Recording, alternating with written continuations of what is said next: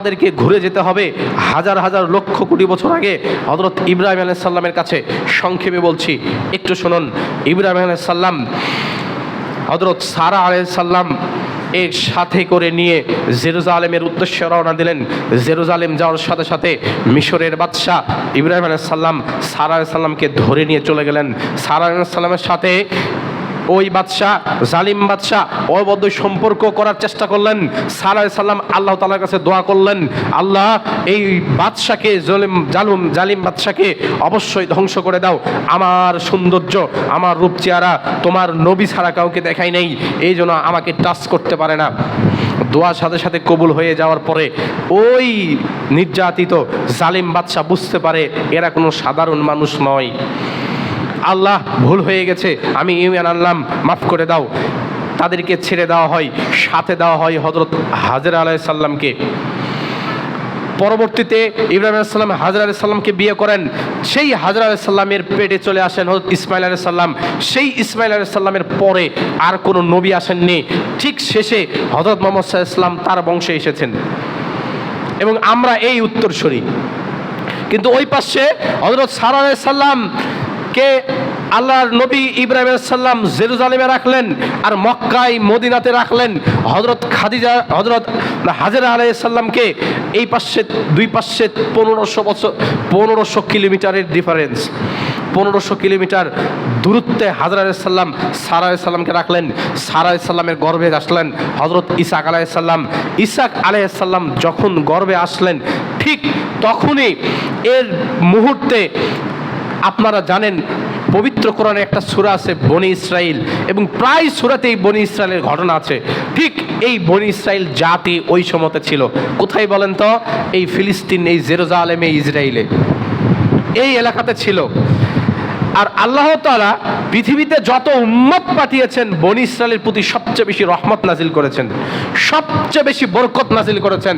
তাদেরকে আসমান থেকে খাদ্য দিয়েছেন, যে আসমান থেকে খাদ্য খাও, তোমাদের কোনো কাজ করা লাগবে না, খাও আর ইবাদত করো। তারপরও তারা নাফরমানি করেছে।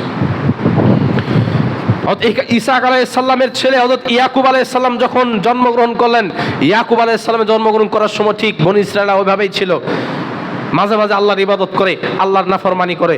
তো আল্লাহ তাআলা ভাগ করে দিলেন। আপনারা জানেন হযরত ইয়াকুব আলাইহিস সালামের 12 জন সন্তান ছিল, তার মধ্যে হযরত ইউসুফ আলাইহিস সালাম একটা, আর বাকি 11 জন ছিল একসাথে। এই 12টা গোত্র ভাগ করে দিলেন আল্লাহ তাআলা বনি ইসরাইলকে, যে বনি ইসরাইল তোমাদের উপর আমার রহমত আছে, তোমার উপর আমার রহমত নাজিল হোক, তোমরা সবাই থাকো, আমার ইবাদত করো। কিন্তু এই 11 জন সবাই নাফরমানি করলো। ইউসুফ আলাইহিস সালামকে কুয়ার মধ্যে ফেলে দিলেন। ইউসুফ আলাইহিস সালাম উদ্ধার পেলেন, পরবর্তীতে মিশরের বাদশা হলেন। এই 11 জন ভাইকে ক্ষমা করে দিলেন।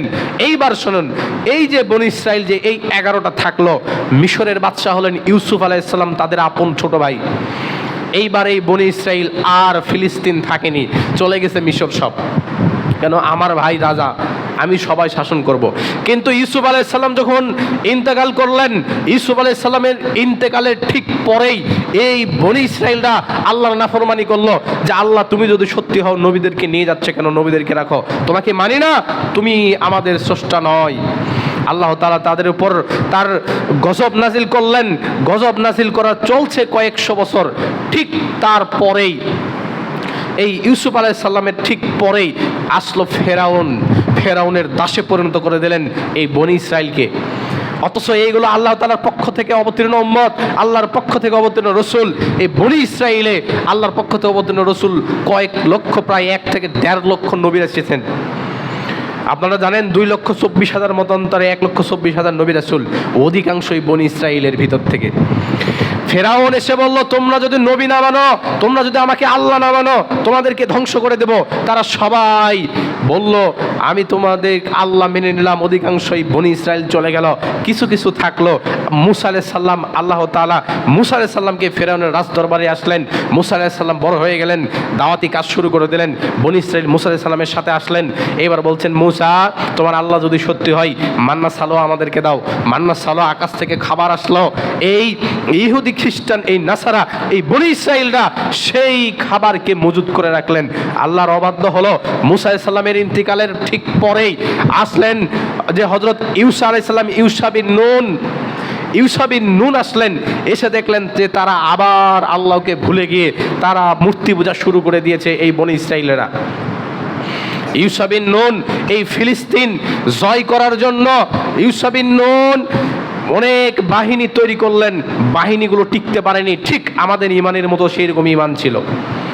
কয়েকজনকে সৈনিক নিয়ে গিয়ে এই ফিলিস্তিনতে ইউসা বিন নুন জয় করলেন তার আকীদা, তার পরেশগারিতা দিয়ে। শুধু তাই নয়, এইটা জয় করার পরে মুসলমানেরা বনি ইসরাইলেরা ওখানেই থাকতেন, আবার মিশরে থাকতেন, বসবাস শুরু হয়ে গেল। ঠিক তারপরেই হযরত দাউদ আলাইহিস সালাম ছোট বয়স বালক, সম্মানিত উপস্থিতি, ছোট তখন 12 বছর কি 13 বছর বয়স। তখন বনি ইসরাইলের বিপরীতে ইহুদি খ্রিস্টান নাসারারা বিভক্ত হয়ে গেলেন। বাকি বনি ইসরাইলেরা তারা সবাই বলল, আমাদের রাজা জালুত তোমাদের বিরুদ্ধে যুদ্ধ ঘোষণা করেছে, ফিলিস্তিন আমাদের। আর এই দিকে হযরত দাউদ আলাইহিস সালাম ছোট বাচ্চা, তিনি বলছেন আমি জালুতের বিরুদ্ধে যুদ্ধ করব। নিজে একা, ভালো করে শুনুন, নিজে 12 বছরের ছেলে এই জালুতের বিরুদ্ধে যুদ্ধ করে, সাথে ছিল মাত্র 300 জন সৈন্য, যুদ্ধ করে ফিলিস্তিন জয় করেছিলেন। কিন্তু বাকি বনি ইসরাইলেরা আমাদের মতো মুসলমান, বাকিগুলো যে যুদ্ধ করুক আমরা দেখি, আমরা ফেসবুকে পোস্ট দিলেই হবে। যুদ্ধ করেনি, দাউদ আলাইহিস সালাম জয় করে নিলেন। দাউদ আলাইহিস সালামের পরে আসলেন হযরত সুলাইমান আলাইহিস সালাম, তার ছেলে সুলাইমান আলাইহিস সালাম এসে সারা পৃথিবী শাসন করলেন। ওখান থেকে কোথা থেকে বলেন তো? ঠিক জেরুজালেম মানে ফিলিস্তিন, যেখানে মসজিদুল আকসা অবস্থিত, সেখান থেকে সুলাইমান আলাইহিস সালাম সারা পৃথিবী শাসন করলেন। এবং এই সময়তে বনি ইসরায়েলরা ছিল, সুলাইমান আলাইহিস সালামকেও তারা মানেনি। তারা মনে করছে যে তাদের মুসা আলাইহিস সালামের উপর তাওরাত অবতীর্ণ হয়েছিল, সে তাওরাতে লেখা আছে তোমাদের শেষ জামানায়, বনি ইসরায়েল শোনো, তোমাদের শেষ জামানায় তোমাদের একজন মাসিহ আসবে, সেই মাসিহ হবে তোমাদের সর্বশেষ রাসূল, তার প্রতি তোমরা ঈমান আনো, যদি ঈমান না আনো তোমাদের আমি ধ্বংস করে দেবো, কাল কিয়ামতের মাঠে জাহান্নাম দেব। তারা সেই আশাই, মাসিহের আশাই এখনো তারা আছে, বর্তমানে এখনো।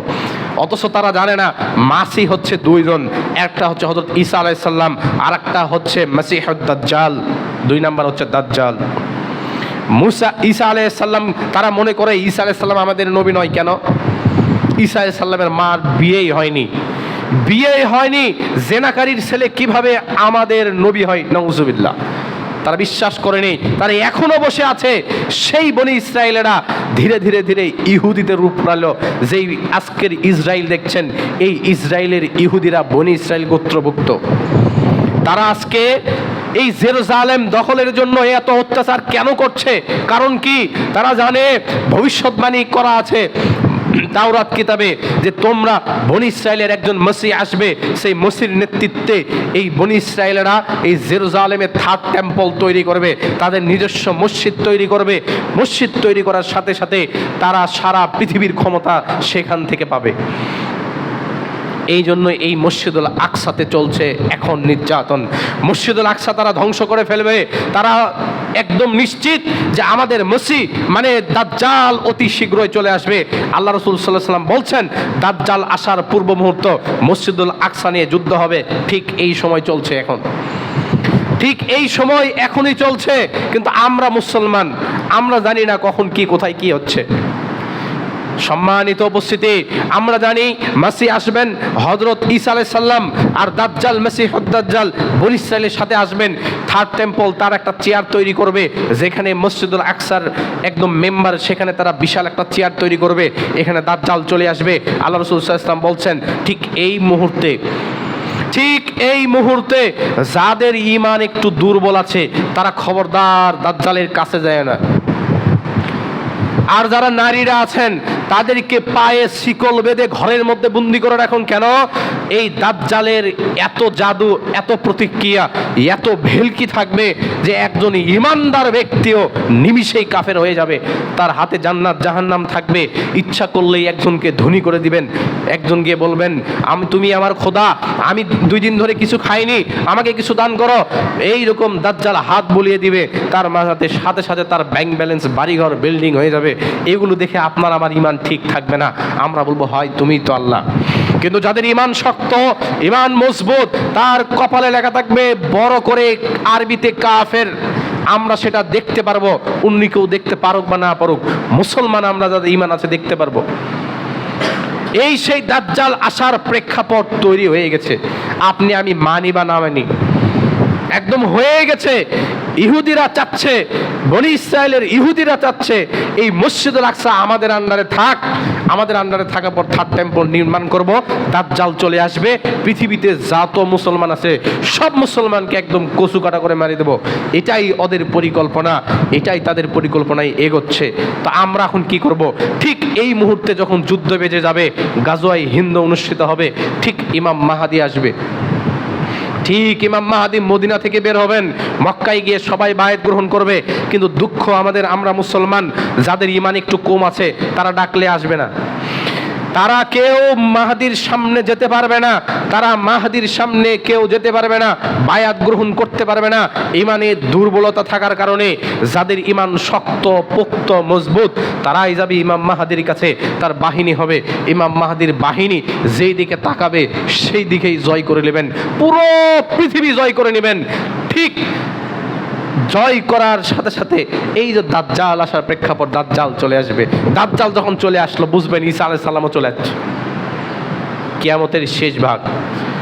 যে কথাগুলো আপনাদের আজকে বললাম, এর সারসংক্ষেপ একটাই, শেষ জামানায় আমরা এসেছি। শেষ জামানায় এসে যদি আমরা উদাসীন হই, তাহলে আমাদের নসিবে জান্নাত হবে না। শুধু তাই নয়, যে আখিরুজ জামান নামে একটা গতকাল বই দেখলাম, বিশাল আলোচনা। উনি তো একবারে ডাইরেক্ট বলেই দিচ্ছেন উম্মতে মুহাম্মাদির হায়াত হবে 1500 বছর, এভাবে